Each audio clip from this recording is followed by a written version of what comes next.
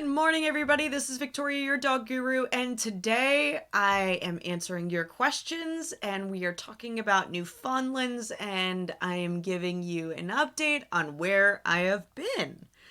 So I want to thank everybody who has been subscribing and who has made the jump with me to Podbean. I appreciate it. I know it's a lot to ask for you to go from one platform to another. So if you're listening to us on Podbean, I am grateful to you. And if you're listening to us anywhere else, I'm glad that you found me. So, first up, where have I been? So, for the past couple of months, I have been preparing a huge project, which I just launched. And I'm actually going to give you guys access to today.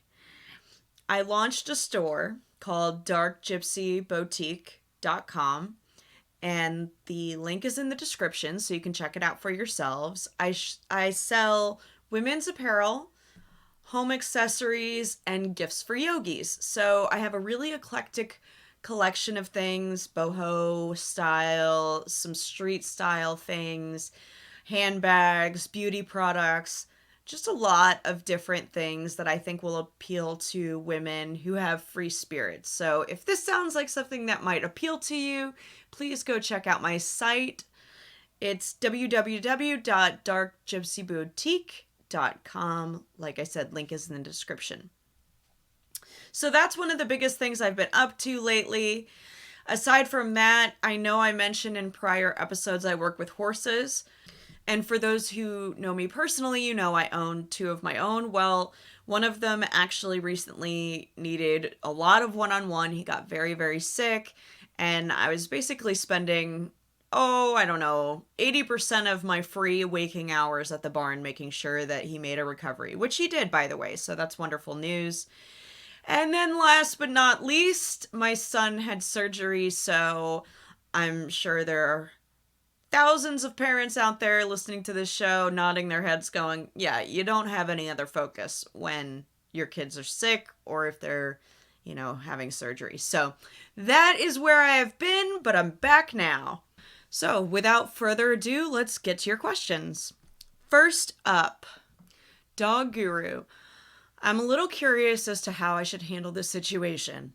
My partner and I have been together for 7 years. We've decided to go our separate ways and end things amicably, but my dog will be going with me, which means we're both moving out of the home.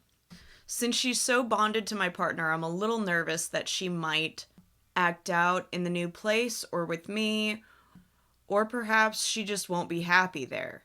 What can I do to ease this transition for her? Okay, so tough situation, great question. First, much like adjusting to any new place, so this can go for anybody who's relocating or is going through a big life change where the dog's environment will shift. You certainly want her to feel comfortable in her new place. So taking toys that she likes and putting them in the new place in advance where they can, if you have access to the place in advance, that would be great to pick up the scent of it and bring toys back that smell like it. But if you don't have the ability to do that, then I would just make sure that her toys are the first things on the floor, even if it's just in one area of the new place, so that she has something familiar.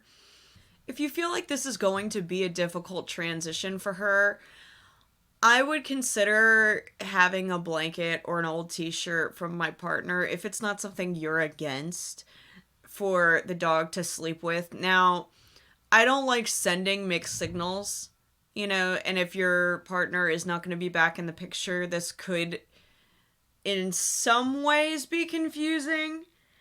But I feel like if my dog were showing signs of depression, I'd probably do whatever it took to make them happy again. For example, when I lost my dog, my other dog was in mourning. So I took my old dog's collar and I put it around my younger dog so that he felt by scent association that dog was near. And clearly he knew it wasn't, right? But it calmed him down quite a bit. So, going with that same theory, I just think that that might be an easy way to get her associated with a new place, but I would not do that unless she's showing signs of depression. She doesn't want to go out for walks. She's kind of just moping around. You know your dog better than I do. But what I will tell you is you definitely want to probably cut off visits, because it gets really confusing to the dog if somebody's in and out of their life who was at one point such a massive part of it. They're always going to be like, wait, where are you going? Where are you going? It's just very confusing. So I'm just putting that to you as a side note. I don't know if that was in the plan or not. I've heard of couples in the past. I had a couple I worked with, and they said, we both love the dog so much, we want to see the dog all the time and share custody of the dog. And listen, not here to get into your personal business, but I can tell you, as somebody who studies behavior and who's done a fair share, half of my life I've been training and studying behavior. It's all I do. And what I will tell you is this.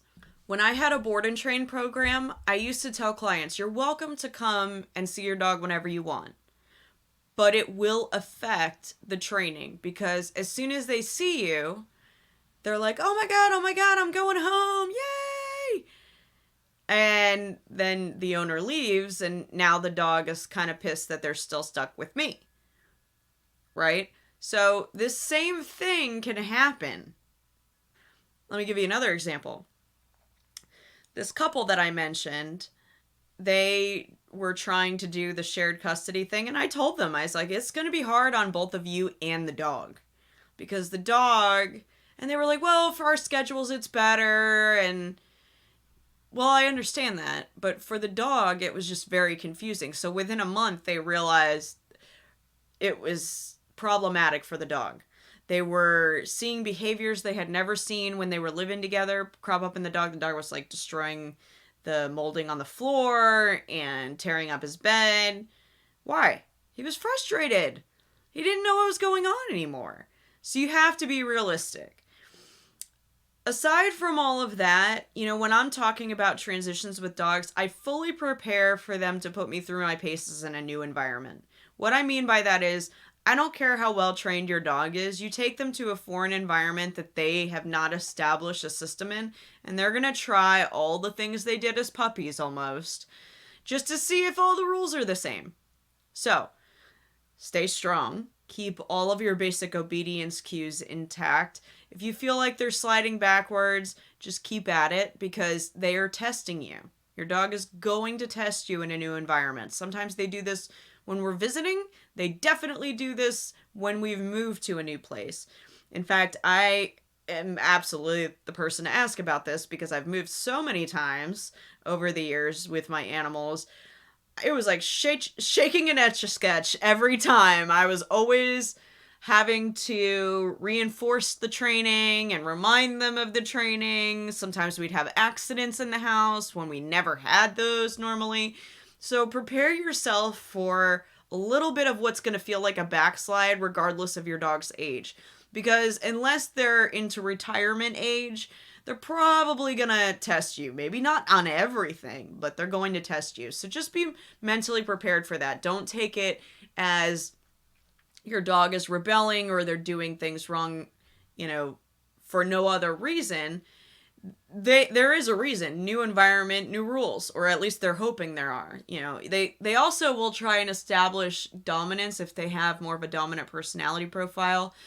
They will go ahead and try and see if they can get one over on you and see if they can be the big man on campus. And they'll do this with other dogs in your pack too. So if you have other dogs, you may notice that some furry arguments are cropping up, and in large part that's because they're testing each other too.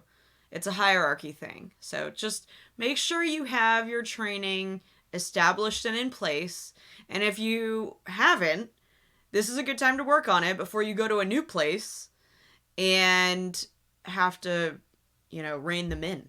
Be sure to email me with an update. It's askdogguru@gmail.com. That's askdogguru@gmail.com. Before we get into our next question, I just want to remind you guys, if you haven't already, we have an exclusive subscription channel. So this is a good place for you to find videos, pictures, articles, information. Eventually, I'll be launching a private training program, live streams. So there's going to be things available on the subscription channel you can't find elsewhere. So just go over to patreon.com/askyourdogguru. I've got the link right there in the description, so you don't have to go very far.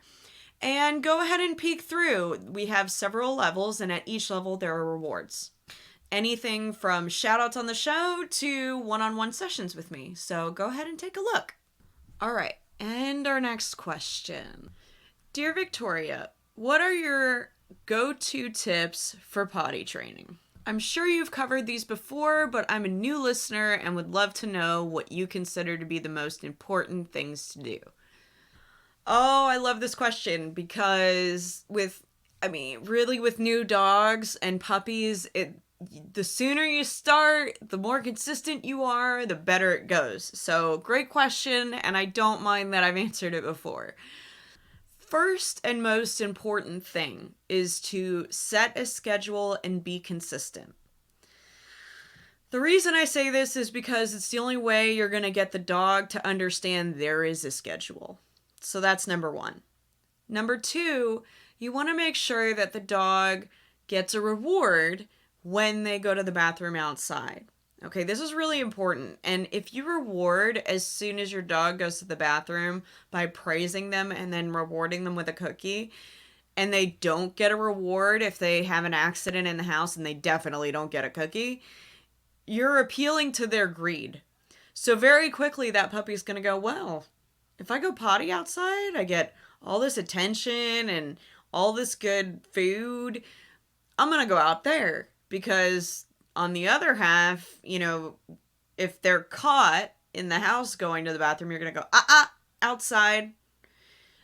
But if you don't catch them, you just have to clean it up and act like you didn't see it. So that's actually another 2 tips right there. Make sure that if you catch them in the act, you immediately interrupt it and bring them outside so they can finish going to the bathroom outside.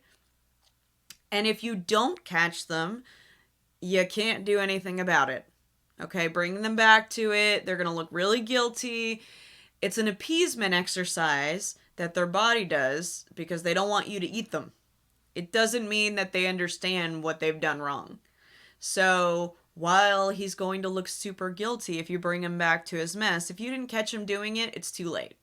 It's just too late. When you do catch them doing it, you don't get angry. You want to interrupt it, clap your hands, or say, and take them straight outside. Okay, take them to where it is appropriate.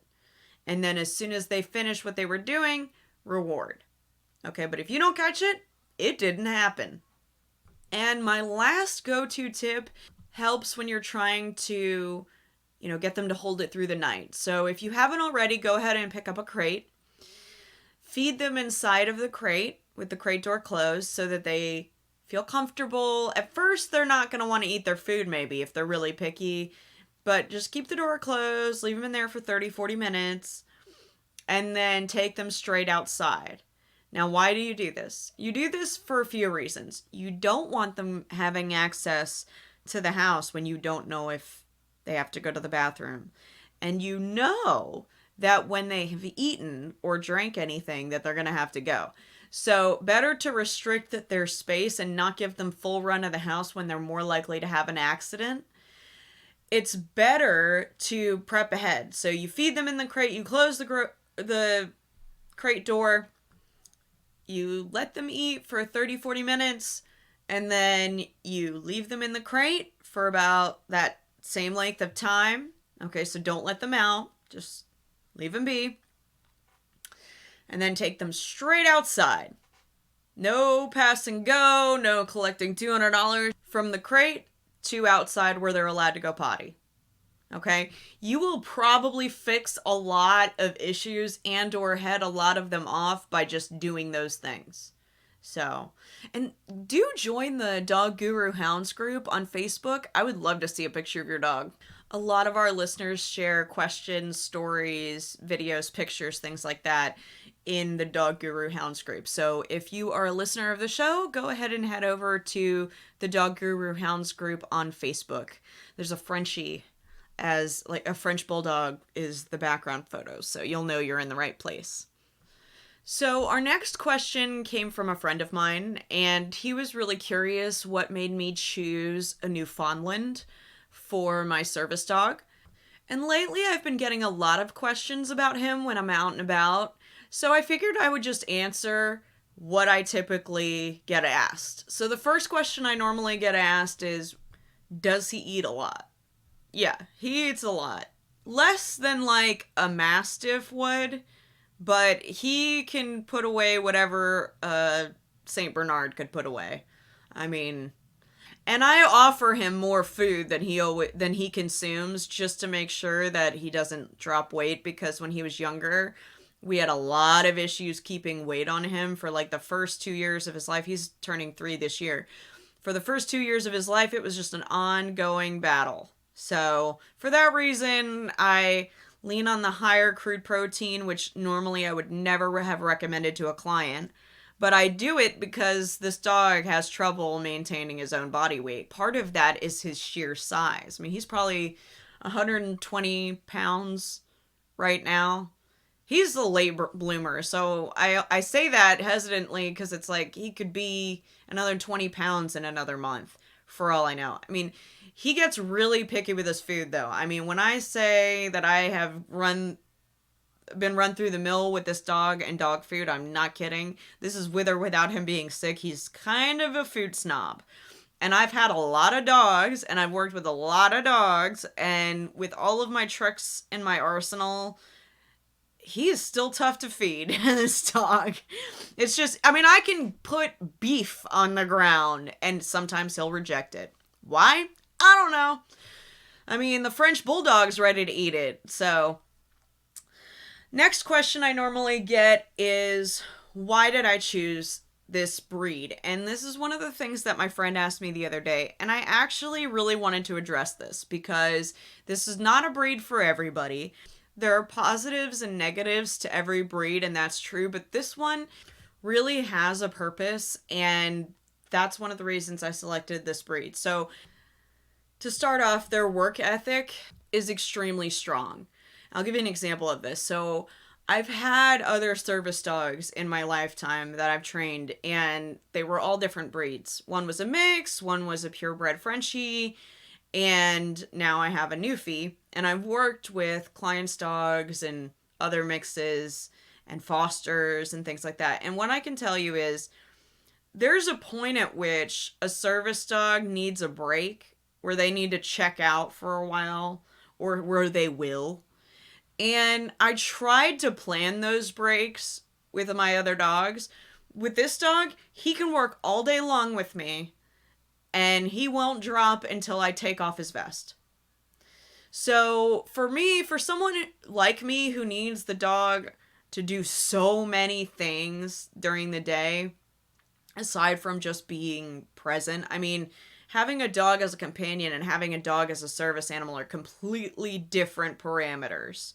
You know, you need a dog that's vigilant and tuned in, but can still be normal and not defensive. And there's just so many things they need to be, right? And him and I, our partnership started late because, like I said earlier, for the first 2 years of his life, we were fighting him being very, very ill through no fault of his own and no fault of the vets that we were working. I mean, we tried everything. I spent thousands of dollars trying to figure out everything I could to help this dog. And eventually he just started growing on his own, and I stuck it out, and we're here now. But one of the struggles that I had with this breed was potty training. And it seems to be a general consensus about this breed that they can be difficult to potty train. Now, I don't say this about a lot of breeds, but being that I was dealing with potty training issues until the dog was 1.5 years, I'm bringing it up. Okay, as a cautionary tale, not everybody wants to pick up huge piles and big wet messes multiple times a day. And if the dog matures, at they mature slower than other breeds, so they're not even grown until they're 2.5. So, and in that time frame, I would expect accidents to be at least a possibility. I hope that's not the case, but at least a possibility, because I follow the Newfoundland chat boards, and one of the chief complaints is potty training puppies. And it's past the normal age range, like 6 months. Normally after 6 months, you're off and running with the potty training, but you can be doing it right and still struggle with potty training with Newfoundlands. And I think the reason is their bodies are just underdeveloped. The bladder isn't fully developed. And for that reason, I think they struggle a little bit more.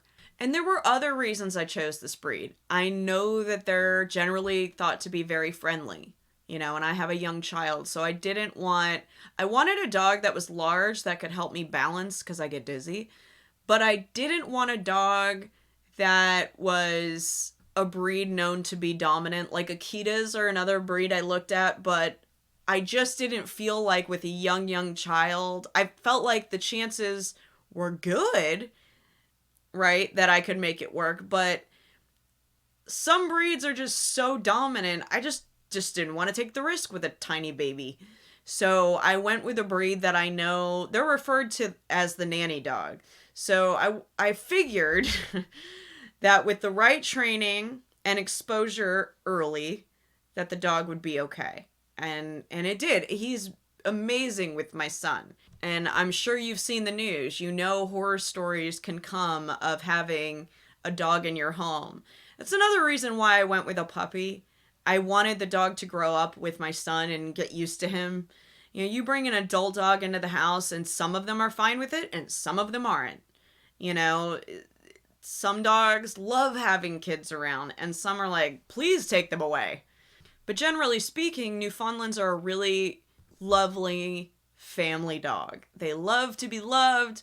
My dog gets excited when he sees people getting ready to go because he knows he's going to go.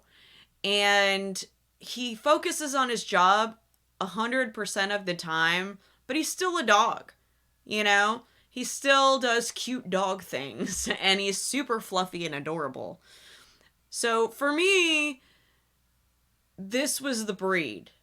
I probably thought on it for a good 2 years before I started looking for a breeder, and then I settled on a breeder after about 7-8 months of research.